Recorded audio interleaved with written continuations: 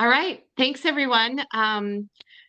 So excited to be here with you this morning. Thursday mornings are my favorite mornings because I get to hang out with all you guys for an hour. And for those of you who don't know me, my name is Debbie Morrow. I founded the Real Estate Agent Referral Network and Marketing Tips. And I'm here with my partner in crime, Ray Schulseth. So, Ray, introduce yourself. Hi guys, I'm Ray Schulseth. Like I said, I'm based in Chicago. I've been in real estate over 30 years now. And Debbie and I are active in the Epic brokerage these days. I'm a podcast host, author with my partner, Walt Key, who's here with us today, and do a lot with real estate agents with coaching. Excellent. All right. Thanks, Ray.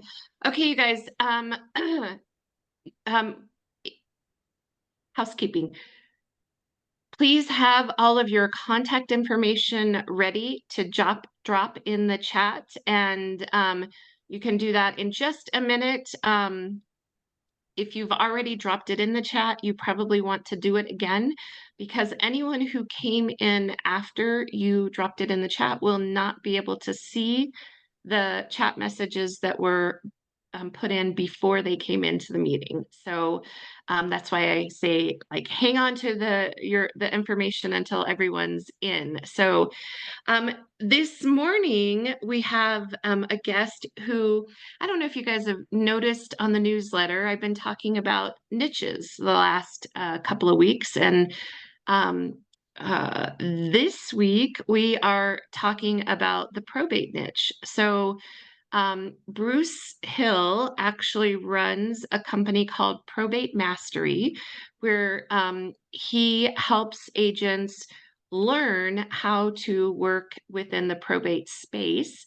One of my good friends is actually a speaker and coach with his company. Uh, Bill Gross, who has been on the call before. A lot of you have probably met him. He does if, he goes live into the Facebook group talking about probate. So I just wanted to invite Bruce on here to share with you kind of some tips and best practices for working within the probate group. And then, you know, if you'd like to learn more about it, you certainly can connect with him. He'll put his information in as well. But Bruce, so thank you for being here. Happy to have you. Open the mic. The call's all yours. Absolutely. And Debbie, or Raymond, or anyone else, feel free to throw questions in. I'm used to being on Zoom rooms where there's a lot of interaction, things like that. And I usually say, if we end up talking over each other, pop a hand up, and I'll call on you guys. Of course, Debbie, you don't have to raise your hand. Raymond, you don't have to raise your hand. You guys can just interrupt me and say, "Hey, shut up, got a question," or "You're going too long." So, as Debbie mentioned, I run a program called Probate Mastery. I've been in the real estate business since 2003. It's rather interesting because there's a lot of trainers and coaches out there that were just sort of walked into the real estate business with this natural gift, and they were flooded with business immediately. And they come out and say, "Hey, let me show." They could almost come out after year one and say, "Let me show you what I'm doing to make this huge splash and have this amazing success." That was not me. My first full year in the real estate business was in 2004. I was pretty young, but I was full time, and I sold one house. One. 2005, I sold 3 homes full time. I made $6,000 my second full year in real estate. Okay. Third year, I sold like 6, and then I moved like a dummy. Just when I started getting some traction, I moved to a new market and started that cycle all over again. It took me 4 or 5 years before I actually learned how to get some traction. So a lot of people will ask me really frequently, "Hey, I don't want to learn from someone who is just naturally gifted, because what if I'm not naturally gifted in that area?" And I usually tell them, "Look, you learn through some of the programs that I offer, learn from me, because I had to learn all the things not to do when I got into real estate. I really, really struggled, barely made it. Um, when I first started seeing success, it was in the form of big media. So radio, television. We were doing some farming and buyer leads and things like that. So started seeing success. And then lo and behold, I decided to move again. I changed markets in 2015 and went to a new area. Left a market where my team was selling 200 plus homes a year and moved to a new area where I knew no one. And I was like, okay, what do I do to immediately ramp up? I didn't want to go through the years of ramp up in my two previous markets. So I dropped into this in Raleigh, North Carolina, by the way. I dropped into this area and I said, how do I get business quickly? And that's when I discovered the probate niche. I'm not a big fan of telling people, "Hey, find your niche, and that's going to be your one and only niche." I'm not a fan of having a one and only niche. We're in the real estate business. I think we need different verticals feeding our pipeline. But probate was one of those big verticals for me. So I started in 2015 intentionally learning and intentionally working to build a piece of my business around families that were inheriting real estate. Okay. We call it probate mainly not because you only pursue the probate niche and you only pursue probate leads or people going through probate, but we call it probate because that's where the public records live. So anything that I talk about today or through courses, different things like that, any of that, those principles and those techniques and practices and services are going to apply whether a family is going through probate, whether they have a trust, an estate that's going through a trust that never even touches the probate court, whether they're a survivor of someone who's passed away and the real estate deed transfers to them directly. Anytime that there's an inheritance involved, I want some of these principles to be able to apply to that. Okay. Show of hands, has anyone here been through, and I guarantee there's a few, have any of you been through as personal representative or executor the probate process before? So, Crystal, you've been through the probate process. Who else has been through the probate process? Okay. Just closed last week on one. Shelly. Okay, good. How many of you have been, and Crystal, you've been personal representative, right? You've been executor. Go ahead and unmute yourself if you would. Can you? I don't know. All Yeah, right. I can. Good, good. So, Crystal, how confusing was the process when you went through it the first time? You all of a sudden find yourself in that situation. What goes on in your life during that probate process where you're administering an estate? Okay, so I'm trying to remember. I was only 20 years old at the time. So, yeah, so I was really young and it was two children involved, my siblings, and then it was some property, because my mom passed. So I don't have like a vivid memory of everything, but it was a process. So I can't remember exactly, but at 20, you can imagine that it was just daunting for me. Right. Yeah. Yeah. And Yeah. I can imagine it was daunting for people at 60 and 40. Okay. And real estate professionals, I helped my family with my grandfather's estate about 5 years ago. And at this time, I was in the probate process. I wasn't training and I wasn't coaching yet, but I'd helped a lot of families at that point navigate probate, sell real estate, clean properties out, set up estate sales, different things like that. And all of a sudden, I got thrown into helping my grandfather's estate, and I went, "Oh my gosh, I didn't even realize what goes on in this, what happens, how complex it is, and how much of a disruption to your life it is." You stack grief into the mix. You're very likely a family that has some grief. You have jobs. If you have kids, you have after school and after work activities that you have to do. And guess what? Now all of a sudden you have to drive across town, hopefully, if you're lucky, 40 minutes and cut the grass every week and clean the house out. And you just take all these extra responsibilities on your plate, and the process can be really overwhelming. So I think it's really important that you guys know from an agent perspective that more than 1.3 million nationwide, more than 1.3 million, and I've seen numbers that hint at it being over 2 million, but more than 1.3 million properties, real estate properties, go through the probate process every single year in the US. Okay. In the average market, which is typically at the county level, most counties see about 60 probate filings per month in the average county. There's some of you guys that are in areas that there are hundreds of probate filings every single month in your county. And these are just probate. These don't count the trusts that don't have to go through probate. They don't count the rights of survivorship where probate's never filed. This is just probate. And so the opportunity, number one, is huge in the probate space, and the need, number two, is huge in the probate space. These are families that are very likely completely overwhelmed with this new legal process and these new responsibilities that they've never, ever faced before. And they don't have a clue where to start. They don't know what probate is. They don't know how they're supposed to start the probate process. They don't know what the application is going to look like. They don't know how they're going to get to the house every month or every week and cut the grass or winterize the property. They don't know who's going to sell the belongings that they don't want. They don't know when they can sell things. They don't know if they can take the personal property out of the house and keep it for themselves. They don't know anything about the process, and they need guidance. So when I say that the need is huge, it goes far beyond just the need to put a house on the market and sell. They need guidance.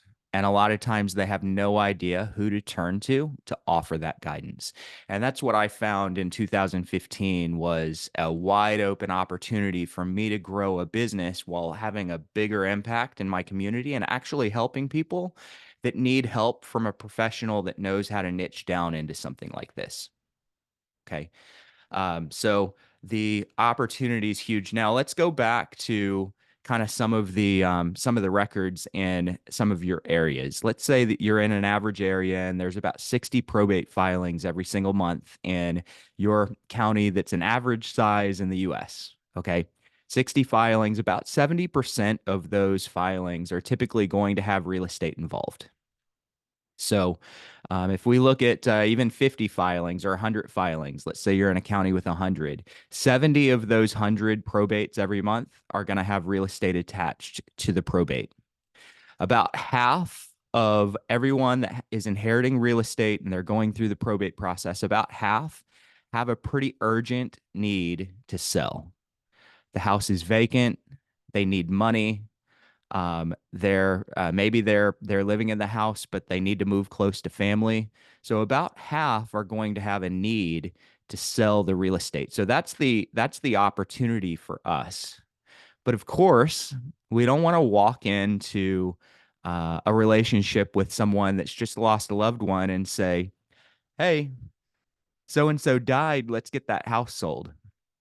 Okay, so true story. Before I was ever in the probate niche, I was selling real estate in Roanoke, Virginia. We had a team. It was a business partner of mine and myself, and we were selling about 220, 225 houses a year. And one of our buyer's agents walked in the door one day, and he said, "You guys are going to be really proud of me," because we were constantly pestering our agents to make cold calls, to knock on doors, to make warm calls, follow up on their leads. We're constantly chasing agents to do these things. And this agent walked in. He said, "You're going to be proud of me." And we said, "Why?" And he said, "I went door knocking today." That's great news, we said. So good. Thank you for finally taking some action to grow your business. What do you do? He said, "Well, I knocked in my neighborhood." Okay. Solid, solid. I said, "How many doors did you knock on?" He said, "I just knocked on one." Okay. Okay. One is better than zero. All right. What was that about? He said, "Well, I was sitting at my desk late this morning, and I looked across the street, and there were all these cars in the driveway and parked along the street, and I knew they were there for my neighbor's wake." And immediately I started feeling like this deep, sick feeling in my stomach. And I said, "Oh no, what happened?" He said, "Well, I walked across the street and I knocked on the door." And I was like, "But they're there for a wake, right?" And he said, yeah, but I had a whole bunch of people there and I knew my neighbor was home. And I said, so one of your neighbors died? And he said, yeah. And I said, well, what'd you do when you knocked on the door? And he said, the widow came to the door and I gave her my business card and I said, I guess you're going to be needing me soon, aren't you? Okay. And I realized right then that this is the way that a lot of our colleagues approach prospects. Many times we have no idea how to approach a prospect where we don't sound like an ambulance chaser. Now, I wasn't even aware of the probate niche at the point, but once I became aware of the probate niche and I became aware of the ways that our peers start to pursue different types of real estate, I realized that there was a huge opportunity for me to separate myself from the pack by offering value. So instead of showing up to a lead, let's call it a lead, or a personal representative or a set of heirs, and saying, I guess you're going to be needing me soon, aren't you? Instead of that, I show up and I go, look, I've been through the probate process. It's complicated. I'm here to be an advocate and a guide to help you through this process. Is there anything that I can do to help you, or is there anything I can take off your plate? Okay.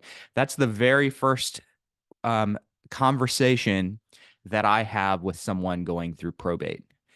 It lightens the resistance a lot. Doesn't take it away, but it lightens the resistance a lot. I'm still a stranger, by the way. I'm still a stranger to the person I'm talking to in many cases, unless the attorneys referred me. Okay. But at least now I'm not that pushy, annoying ambulance chaser that's out there trying to make a profit off of their loss. Now you have to remember, these folks need help. They need it.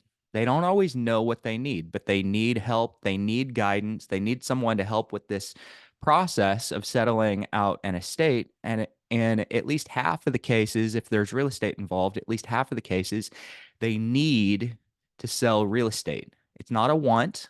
It's not a let's see what we can get. It's a need. This house must be sold. Okay. And if you're there to offer real value and real support, this is where conversations start to be had after the fact, where people tell you, instead of, hey, you were one of 10 realtors that I could have worked with, they start to tell you, you're the only person that we would ever work with in the future. We couldn't have made it through this process without you. Can they make it through the process of selling a house without us? Absolutely. The house is the easy part. But when we can provide real value, resources, connections, advice about this probate process, the connection that you form with your clients is unbelievable. So in 2020, I shifted my business from pursuing probates for myself, and I started coaching and training in the probate niche. And so during the 5 years that I sold probate, okay, and I helped families that were inheriting real estate and going through the probate process or settling estates. During that 5 years, I ended up with, I don't know the exact number, but I ended up with 70 or 80 people that I'd worked with that went through the probate process. And I can't think of any of them that haven't referred or used me again. Now, is that going to be the case for every single person that ever helps someone go through probate? No. But if you can make an impact in the life of a family that you're working with, and you can make a real impact in a way that they go, the average realtor wouldn't have done this for me, you're going to also get repeat business. You're going to get referrals. You are going to be able to charge what you want. I'm not here to talk all about what we can make in a space and how many houses we can sell and how much commission we can make. But the fact is, when you offer a real niched down service that is a huge value to people, that goes beyond what your peers are doing, you can charge what you want. There's very little commission resistance in this space. The referral opportunities and the repeat business opportunities are enormous, but you have to learn how to offer value beyond So-and-so died, let's sell the house. And that's the big area that I see that most people that pursue this vertical in their business, it's the big area that I see them fail or start on the wrong foot. Because what's going to happen when you approach someone? I see somebody died, let's sell the house. They're going to put up walls that are insurmountable that you will never get through, as opposed to, I see you're going through the probate process. What can I do to help? Okay. So, Debbie, Raymond, anyone here, I'm happy to take questions of yours. I can show you guys a little bit about the probate mastery process and the course here in a little bit, but I'd just like to hear some questions. How many of you have ever pursued probate or estate settlement as a niche? And if you have, pop your hand up. I'll take Raymond first. Hi guys. Bruce, that was awesome, man. Thank you so much for sharing all of that. Yeah, it's funny, right? Because every business owner, not just agents, everybody wants leads, but most people don't know how to have a conversation, that of one being tactful in general.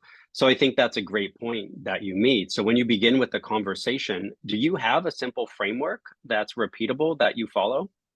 Yeah, so I actually have about 5 different conversations, 5 different types of conversations. It's weird, because years ago I got plugged in with the person that would become my business partner in Virginia, and I was just an agent that was struggling. I was early in my career. I just moved markets for the first time, and I landed with a mentor who took me on over 50 listing appointments over the course of about a year. And these were listing appointments not with friends of his. These were listing appointments that he'd picked up off of blogs and leads and cold calls and things like that. And over 50 appointments, he didn't miss one. So we went on 50 listing appointments. He didn't walk away without getting a signed agreement on a single one. And I studied his techniques. I studied his tonality. I studied the inflection that he put. I studied when he said what, when he gave them the contract, how he asked them to sign, everything about it. And I went on my very first listing appointment without him, and I used everything the same as he did. And instead of the person saying, "Where do we sign?" they said, "We'd like you to leave." Okay. And I was shocked. I was like, I did everything right. I didn't miss anything. I had memorized the approach, I'd memorized the script. And I realized right then that how you approach someone and how you pitch and how you present can't be a copy of someone else. And I realized that your personality really has a lot to do with it. And in the probate space, so that's a listing appointment. Let's take it back to how you start a conversation. In the probate space, I recognize that every single one of us has our own personality. We have our own look. We have our own voice. We have our own style of dress. We have our own style. And what I do in probate is probably not going to work for every single person, but it's going to work for some of you. So what I do, and those of you that like this, please feel free to rip it off. What I do is I show up and I offer a turnkey service. It's typically on the phone for the first time. So my initial conversation normally starts on the phone. I don't do a lot of door knocking, although I could and should. Okay. It's either a referral from an attorney or it's a cold call. Okay. And I'll open it up by saying, "Hey, I'm not really sure I have the right person. I was looking for Raymond. Is this Raymond by any chance?" "Yes, Raymond, this call is completely out of the blue." I like to point to the elephant in the room. A lot of times we like to pretend that there is no elephant in the room. What is the elephant in the room? They don't know us, and it's cold call. Okay. That's the elephant in the room. So I like to point to it and just get it out of the way instead of pretending like I'm a long lost friend and there's no gonna be no resistance. So I say, "Look, this is out of the blue and you don't know me. This is about the estate of John Doe." Okay. I know it's random. Could I take a fast second and tell you what I was calling about? Normally they say yes. Instead of saying, "Yeah, sure, go ahead," they normally say, "Yeah, I'm busy, but what's up?" And you can just hear in their voice that it's like, "I'm not in for this call." But at least they give me permission to tell them a little bit more. Okay. And what I'll do there is I'll give them a 1 sentence or 2 sentence elevator pitch. And what's my pitch? It's, I work with families in the area that are going through probate, and I have this concierge service that helps with anything in the probate process that you might need. Okay. 1 or 2 sentences, short. It's the sizzle. Sell the sizzle, not the steak. You don't need to give them the recipe for how you're gonna serve them. You don't need to list off 5,000 different things that you're gonna do. They're gonna be resistant in the beginning anyway. So then I give them permission to resist me, and I'll give them the objection that everybody else is scared to receive. So what I do is I say, should I assume that you have everything handled, or is there anything I could do for you? Okay.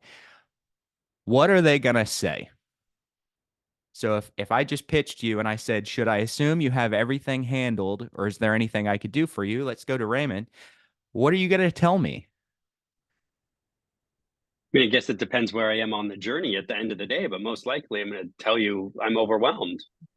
I would hope that you would tell me you're overwhelmed. That would be great. But remember, you don't know me, and I just cold called you. Okay? Let's pretend that you are overwhelmed. But you don't know me, and I just cold called you, and I gave you the perfect out by saying, do you have everything handled? What are you going to say? Yes. Yes, I got it all handled. Okay. Now I use Chris Voss's method. If you guys haven't read Never Split the Difference, you need to go read it. So I use the Chris Voss method of labeling. I call it reframing, though.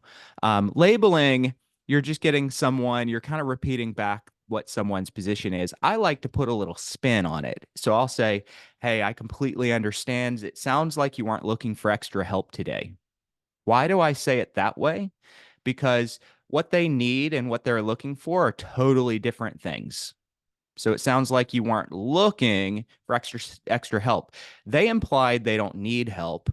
I've now spun it into what you're looking for, and I've put a day on it.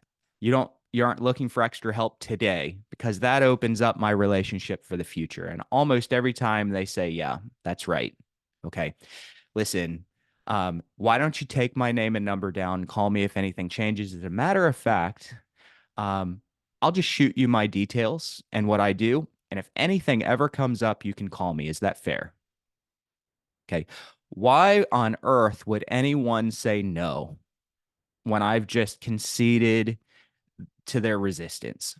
My job, my first goal on a phone call is to build rapport and to make myself likable and different than anyone else. Okay. At this point, they're normally going to say yes, even if they aren't taking my name and number. I know they're lying. They're not really writing it down. They're pretending. I do the same thing. Yeah, give me your number. I'll take it down. I'm not writing it down. Okay. So I know that.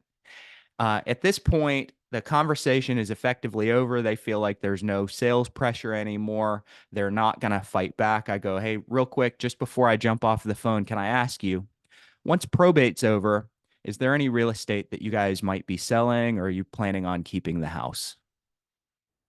So that's my pivot. I've offered a concierge service. I've disarmed them. I've made them feel more comfortable with me. They've opened the door to call me if they need anything. And now I kind of pull into the conversation the house after the fact. And that's what I call the real estate pivot. Okay. Now that's one of 5 different approaches that I often teach, but it's the one that works best for me because I disarm people by offering help with this process. I make them feel that they're understood. I make them know that I'm not there to fight them on any answers that they give. They open the door to a future relationship.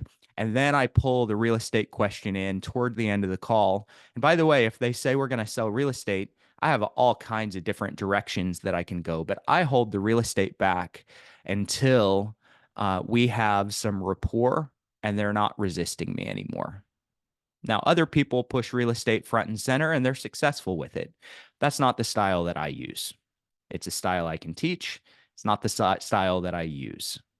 Okay. So really good question, Raymond. I appreciate that. Hopefully that helps some of you guys. And honestly, that's an approach that you all can use if anybody prospects, and it's an approach that you can use for almost any type of lead that that there is.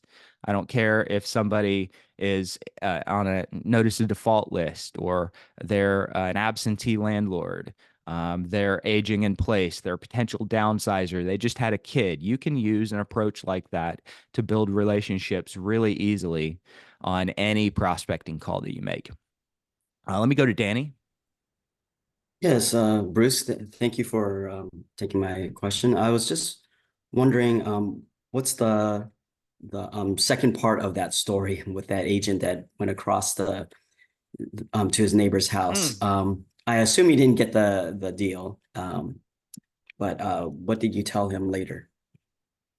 Well, I'm both ashamed and happy to say the second part of the story with the neighbor. I don't know, because we let go of the agent that day. I probably, looking back, I probably could have used it as an opportunity to coach an agent up. But I was so mortified at the ambulance chasing approach that probably ruined a relationship and tarnished our brokerage name, that we let the agent go. Now, I don't know if I'd let the agent go today. I think that I probably would have used it. I didn't know how to coach someone up in probate back then. I had no idea. I'd never approached someone that was inheriting a property. So I probably would not have been in a position to even say, let's do this next time. But we did let the agent go. All right. Jacqueline, go ahead and unmute Hi, yourself. Bruce. Thanks so much for taking my question. So I'm sorry if you had already mentioned this. I had to jump on a call while you were speaking, but some of the probate that I've learned is making connections with attorneys in the area. And I actually am an attorney, and I thought, hey, I have an insight. I can make a conversation with them easier and like maybe develop a relationship just because of the lawyer connection. Yep. But I found it very, very difficult to get any of them to like take me seriously about being their go-to probate person. And I wondered what your thoughts were on that. Well, there's always going to be those individuals, be it an attorney, be it a personal representative, be it a public administrator, whatever niche you're in. I just listed off the people connected to a probate niche. There's always going to be people that resist you, and they have no interest, and there's no opportunity for you to build a relationship. And I run into those folks all the time. I'm really good face to face. I'm good on the phone, and I run into people that I can tell really fast how that the relationship's just never going to go anywhere. So number one is you just need to be able to recognize, as much as this person needs what I do, I'm never going to convince them, and you just move on. Okay. On the flip side, I know that a lot of times an attorney specifically will resist you, strictly because of the approach that you use. So I kind of teach two different approaches to attorneys. The first approach is going to be use the relationship that they value to your advantage. Okay, so generally speaking, and I wish I had a whiteboard here, but I want you guys to kind of, in your mind, draw a three-part circle. And you've got the attorney at the top of the circle, and then draw an arrow down to the side that points to a financial advisor. Okay, so draw like a little arrow down to the side. It points to a financial advisor. And what that means is the attorney normally pursues financial advisors as their connection, their relationship. And then take the financial advisor and draw an arrow around from the financial advisor to I'm not sure I know how to use a whiteboard, but to a real estate agent. The financial advisor pursues us. Okay. How many of you get prospecting calls from financial advisors quite frequently? The financial advisor wants a relationship from us. So the attorney wants a relationship with the financial advisor. The financial advisor wants a relationship with us. We then go to the attorney. So we're constantly chasing attorneys. The attorney's chasing the financial advisor. The financial advisor is chasing us. So if you want the attorney relationship, reverse the order of who typically calls who. So you go to the person the attorney wants a relationship with, and you offer a connection into this inherited property space or this inheritance space to the financial advisors. They will get super excited and then say, while I'm building my team out, I could really use a good attorney or two. Okay. When the financial advisor calls the attorney's going to take their call. Okay. If they say, you need to know Jacqueline Butler, they're gonna be more open to having a conversation with you. So I like to go through the relationships that the attorney already has and values to get to the attorney. That's number one. Let's pretend I'm going directly to the attorney. I typically use a really straightforward and direct approach. Hey, you don't know me. My name's Bruce Hill. Listen, I'm an agent. I work a lot with in the probate space and the inherited property space. I'm looking for a great attorney that I can partner with and potentially use to support and be a resource for some of my clients. Would you be open to a 15-minute conversation if I pop by the office sometime next week? Okay. Some attorneys say no, and that's okay. It's fine.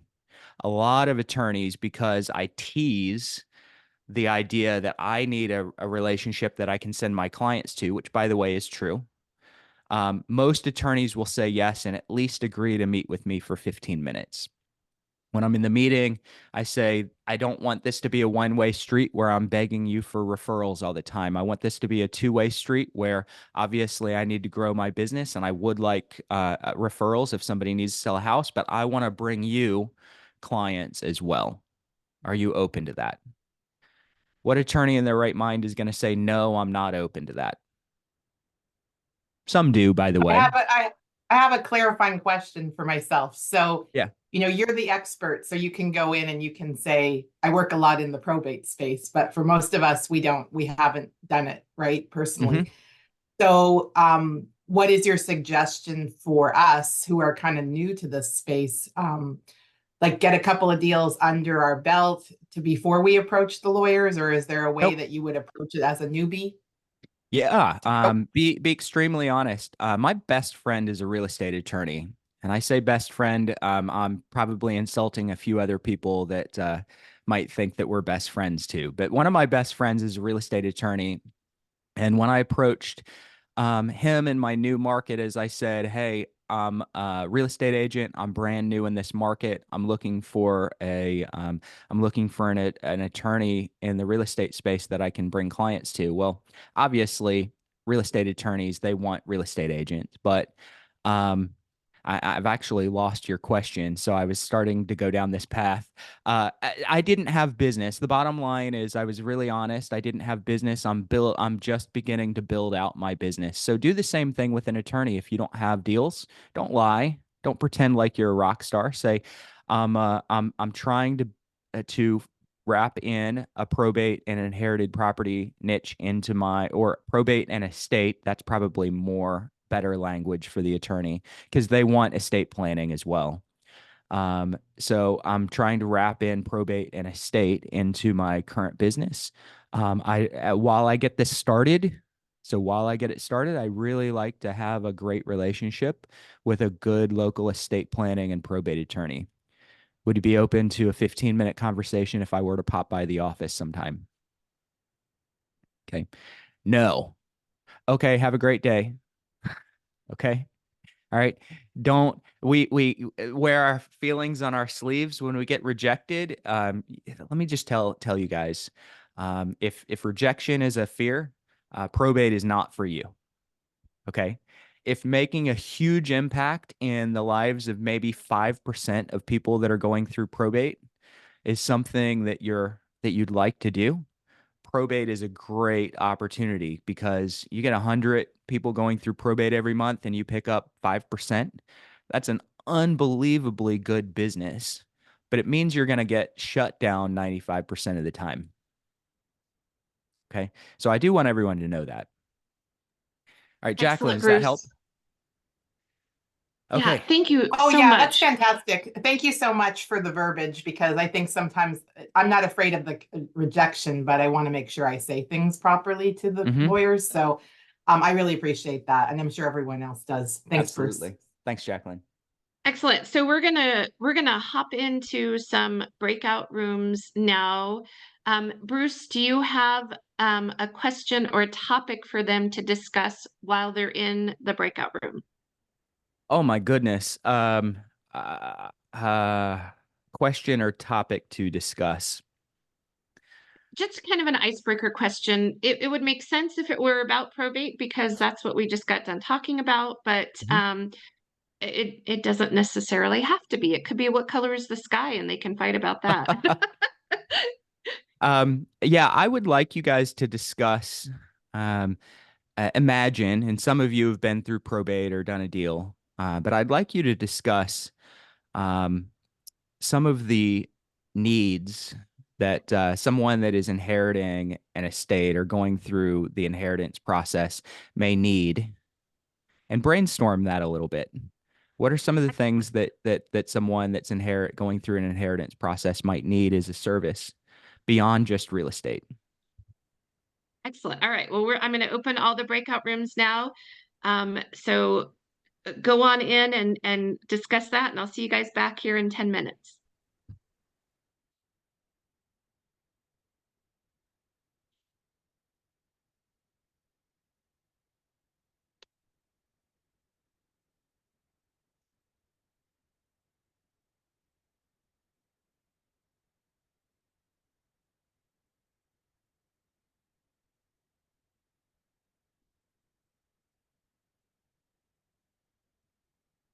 Nikki, can you not get into your room?